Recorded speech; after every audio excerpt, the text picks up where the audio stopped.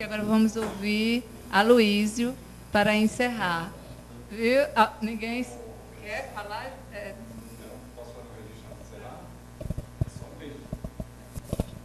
Registro aqui, porque eu estou acompanhando no Facebook, e Beatriz Oliveira, lá de Caicó, nossa espectadora assídua, mandando um abraço aqui para Salizete e uma exclamação: que reflexão da professora Salizete.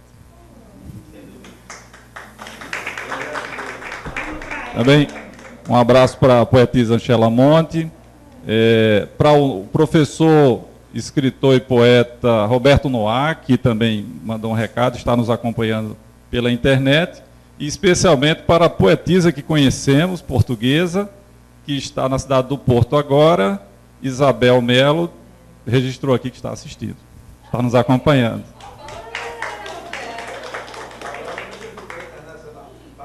Agora esse programa está cada vez mais internacional, né? Sim, e também o português Marcos Girão, né, um amigo nosso, poeta e artista plástico, também está nos acompanhando. Feitos os registros, está devolvido o microfone.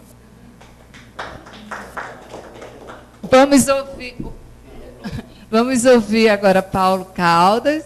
E as intervenções agora vão ser um pouquinho mais breves, porque nós já estamos no tempo de encerrar.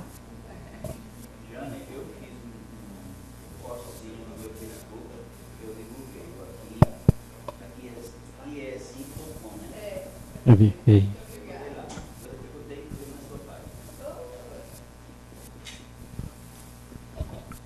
Boa noite. É para Salizete. Eu não sei se essa pergunta já foi feita aqui, eu tive que me ausentar, mas você só escreve, no caso, para criança, né? Ou para não escreve para adulto. Publicado tem para criança, mas já tem isso para adulto. Poesia. Para você, o que é escrever para criança e o que é escrever para o adulto?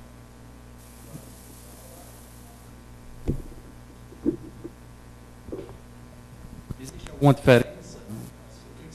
Eu acho que quando a gente escreve para pessoas. Senão o Pequeno Príncipe não era lido por todas as gerações, de todas as idades. Embora aqui no registro infantil haja, para a gente que conhece a pedagogia, a filosofia, que passam pelas nossas mãos nos cursos, a criança, a gente usa mais a metáfora. O texto para a criança é muito metafórico. Dizem até que tem 3 registros: o registro real, o registro simbólico e o registro metafórico. Então, para uma criança, eu nunca vou dizer que fulano morreu, mas eu posso brincar de tal forma que ela entenda, como, por exemplo, cadê o meu avôzinho de bengala e de chapéu? Sabe não? Virou uma estrelinha e foi morar lá no céu. Essa é uma metáfora. Até porque, interiormente, eu acredito que a gente vira pó. Mas não vira areia, é pó de estrela. Nós viemos dos astros. Então, esse registro real a gente tem, por exemplo, em Bruno Bertheim, quando ele analisa os contos de fada, e na própria Marilena Chauí, ela diz que a Chapeuzinho Vermelho pode representar para a criança simbolicamente a passagem da menina para a moça, para a mulher, quando ela tem a primeira menstruação, daí ser capinha vermelha.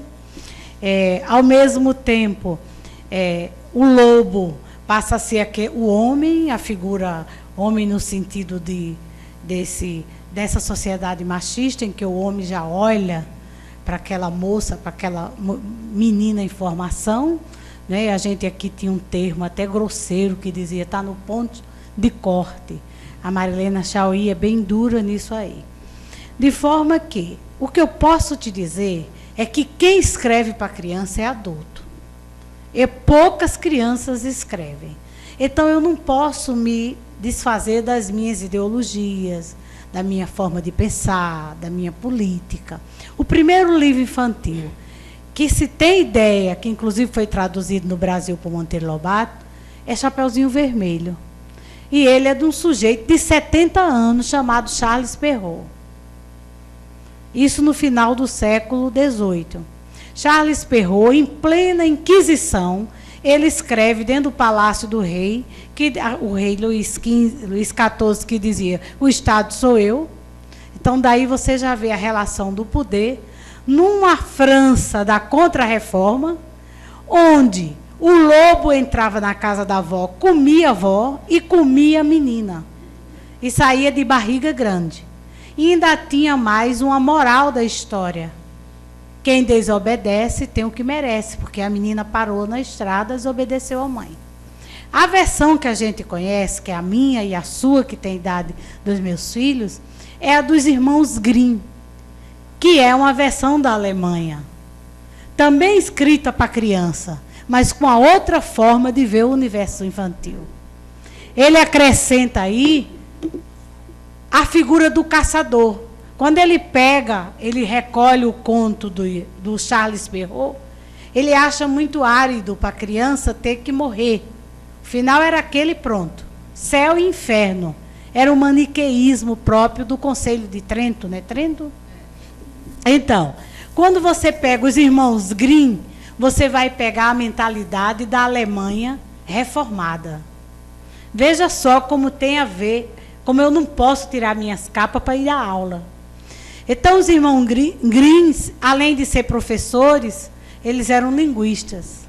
E fizeram uma colhida e já tinha o advento da reforma luterana, e aí eles pegam essa deixa do arrependimento. Se você se arrepende, tem a salvação, e a menina já tem um outro comportamento. Ela faz um caminho, alcança o lobo, mas ela pede socorro ao caçador, que no caso seria uma espécie de salvador. Então a gente não pode tirar nunca essa presença do adulto, com a sua carga ideológica, política, social, do texto. E a gente vai vendo isso ao longo do tempo. Se eu tivesse tempo, ia contar, que eu sempre choro quando conto, é Fita Verde no Cabelo. Guimarães Rosa, para quem não sabe, não só escreveu Grandes Sertões Veredas, nem Sagarana. Ele escreve muito lindo, com as imagens de Roger Mello, que é um dos mais conceituados ilustradores. Ele escreve Fita Verde no Cabelo. E já vem aí, enquanto os irmãos Grimm escrevem um século depois de Perrault, o mesmo conto para criança, com outra característica, você já vai pegar Guimarães Rosa, nos anos 40 para 50, escrevendo Fita Verde no Cabelo, onde a criança não vai deixar nada para a avó. Ela vai buscar, que é o que a gente faz no interior. Ela vai buscar, a gente vai no interior, vem com feijão verde, com galinha, ele já incorpora o elemento da nossa cultura. Entendeu? Então, a intencionalidade de escrever para criança ou para adulto é muito do teu repertório. Eu pego o texto do Bartolomeu Campos de Queiroz, como Pedro. Pedro é pedra, é sobre essa pedra eu vou construir o meu saber. Ele não bota igreja. E ele bota Pedro, Piete, Pierre, Peter, em todas as línguas. Eu acho um texto profundamente filosófico e adulto. Entendeu? Então, há essa coisa das releituras e da temporalidade, da contemporaneidade e dos elementos culturais recorrentes. Se você pega Fita Verde no Cabelo, eu choro todo o final. É igual a morte da cachorra-baleia, não tem jeito. Eu choro todas as vezes que ela leva aquele tiro de chumbo. E a cachorra começa a pensar. Ela assume o pensamento humano. Então, a menina de Guimarães Rosa, ela toma juízo pela primeira vez. Quando ela sai, quando ela chega, que encontra a avó, que é o idoso indigente. E ela pergunta, por que esses braços tão magros? Mas ela vendo a carência da avó de alimentação. E ela diz, porque eu não posso mais te abraçar. E por que esses olhos tão roxos? Porque eu já não posso te enxergar. Ai, vó, por que essas mãos tão magras? Ah, neta, eu não posso mais te colocar no colo. E aí, ela diz, sentadinha na cama, pela primeira vez, eu tenho medo de lobo mau. Você vê que há um outro sentido nas expressões dos anos 40 para 50 de Guimarães Rosa. Você pega Chico Buarque, em Chapeuzinho Amarelo, e vai ver os medos da época do Chico da década de 80. E assim você vai vendo essas proporções. Eu intencionalmente me dirijo à criança. Mas esse livro aqui já consolou muita gente, porque exatamente ele vai mostrando a metamorfose com uma brincadeira. Se você consegue brincar com a palavra, você já é poeta. Eu só me descobri quando eu li isso no Bartolomeu Campos de Queiroz. Enquanto você não desperta a criança que tem em você, você não pode escrever para a criança. Então, eu costumo terminar de escrever e chorar, porque é um parto, e um parto que você faz sozinho com as próprias mãos. Então, esse livro terminou a missa de 7º dia do secretário Rui Pereira, que eu fiz secretária adjunta. Eu fiquei lá atrás no banco da igreja, e os políticos tudo lá na frente. E eu comecei a pensar, como eu vou dizer ao meu aluno que o secretário foi passar um baile de carnaval em Pernambuco e não voltou mais num desastre de carro. Então eu suavizei a história, começando por tudo que se transforma na vida e que ela acompanha. A fruta que está ali vira suco, a água que estava ali virou gelo, o trigo que estava ali virou pão, a uva que estava ali virou vinho. Então isso está no cotidiano dela. O mundo vira de cabeça para baixo.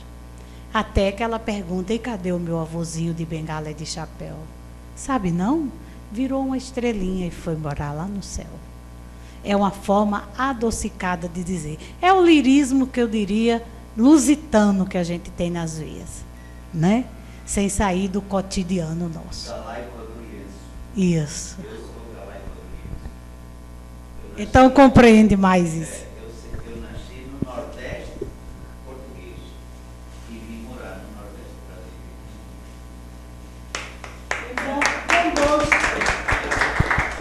brasileiro. Então, Só completando, ainda hoje tem Dê muitos pra ele, galegos dê que pra ele. preferem falar português do jeito que se fala na entrada dos montes.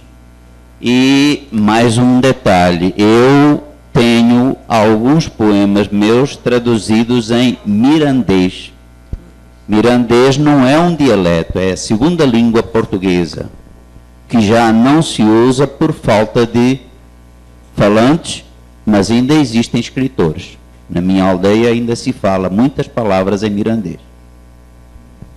Só para complementar, viu, Jânia, só um segundinho. O meu cunhado foi dar uma voltinha lá em Mirandela, Miranda do Douro, parámos o carro para abastecer, aí enquanto ele abastecia, eu fiquei conversando com os meus conterrâneos em mirandês. Ficámos meia hora, tomamos um cafezinho, quando entrou no carro, disse, não entendi nada. Ele é natalense, né? Meia hora nós conversando, na frente dele ele não conseguiu captar nada. Então esse é o detalhe do galaico-douriense, língua que inclui a Galícia, traz os montes e Alto Douro. O português que nós temos aqui no Brasil é o português de Gil Vicente, muito antes de Camões. Primeiro poeta português, Rei Dom Dinis. Muito bem. Parabéns. São curiosidades que eu junto, eu adoro história e geografia. Então, quando eu escrevo, eu boto muito dessas. Então, agradecemos a contribuição hoje riquíssima, não é, para nós, de Potêncio. E agora nós vamos encerrar, não é, porque, pelo avançado da hora, agradecer a mesa, doutor Carlos teve que dar uma saidinha, e nós vamos fazer uma foto com todos, não é? mas agradecendo a presença de todos vocês. Foi uma noite maravilhosa. Salizete, eu não sabia que você era contadora de história, porque eu amo os contadores de história. Ela conta com a ênfase, não é? Ela puxa aquela voz, aquela a dicção e o sentimento e a ondulação. E parecia que eu estava da cama ouvindo contarem minha história. Maravilha! E obrigada também pelos ensinamentos enriquecedores, porque nós registramos e não vai só ser apenas esses privilegiados que estão aqui, mas todo o Rio Grande do Norte e o mundo vai ser privilegiado com a sua palestra, como disse Potêncio hoje, né? Você falou de literatura infantil com a vida, lógico que é a sua experiência, mas é uma experiência enriquecedora, é um tesouro, viu? Parabéns, porque você é potiguar e nos honra muito e nos ensina também. Estava aqui só aprendendo os seus ensinamentos. Você é maravilhosa. Obrigada, Senhor, pelo presente. E o mesmo, agradecer ao doutor Carlos, que ele não está aqui, que eu acho que ele foi resolver algum problema. E boa noite. E em agosto teremos outra quinta literária. Viu? Obrigada. Sim, e a Luísa vai encerrar.